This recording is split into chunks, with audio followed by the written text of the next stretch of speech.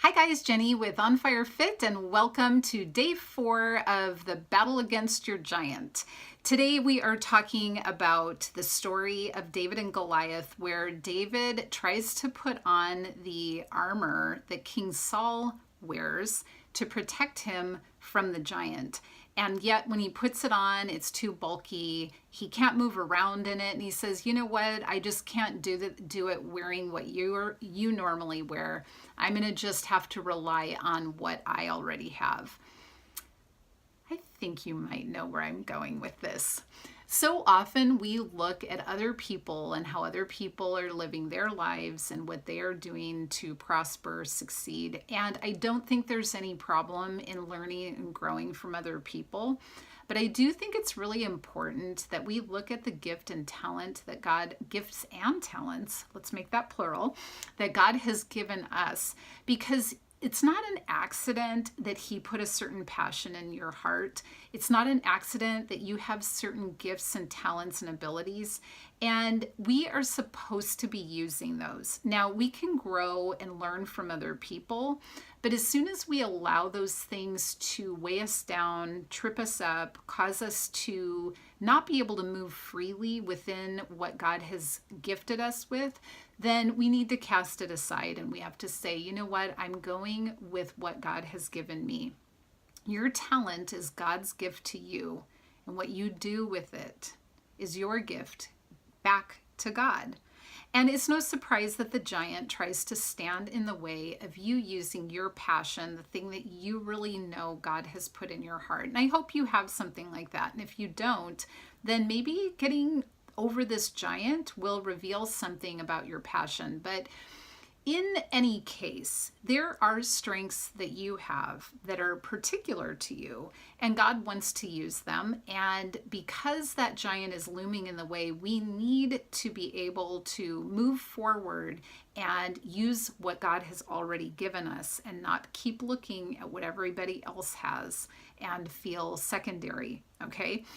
So for me, one of the things that I recognize about myself is I love to be organized and I like to have things written out. It works really well for me.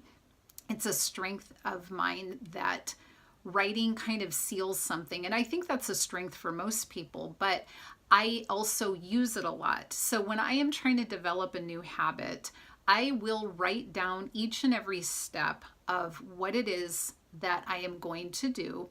And then I start thinking about it and reverse engineer the process and say, what will it take for me to be able to do these steps? So I'm giving you an example from something I did starting a few years back when I decided that it was important for me to start my day with God. And I really wanted it to be in the morning, not only because it talks about that in the Bible, but also because I knew that it was putting God in first place and it would set my mind for the whole day. But in order to do that, I had to kind of think about how this is going to work. My morning typically starts when the kids wake up, and then it's just a rush from there on out the door. I needed to start a little bit earlier, get up a little bit earlier, and what could I also do to ease up the morning? And one of those things would be, for instance, make the lunches the night before, have the kitchen cleaned up the night before. That way, when I do get up in the morning and I, got up like a half hour earlier, I know what I am going to do. And I even wrote down, do not check phone until after God time, because that would be something that would tend to trip me up. I had to anticipate that might be something that would trip me up, and I had to resolve in my mind that I wasn't going to allow that to happen. So I even wrote down, this is what God time means to me. Bible reading, devotion, prayer, and listening time.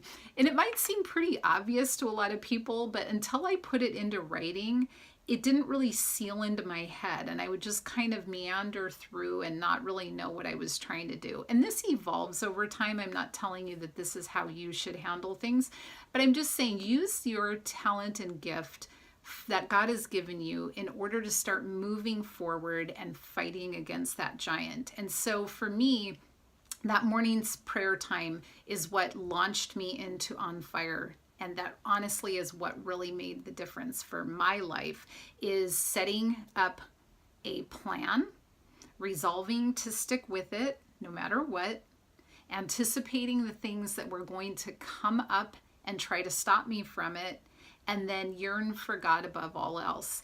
And that is all the stuff that we're talking about in our plan here. So I hope that you will go through your own thought process on this and write it down, give yourself a plan, resolve, anticipate the things that are going to come your way, and then above all else, yearn for God.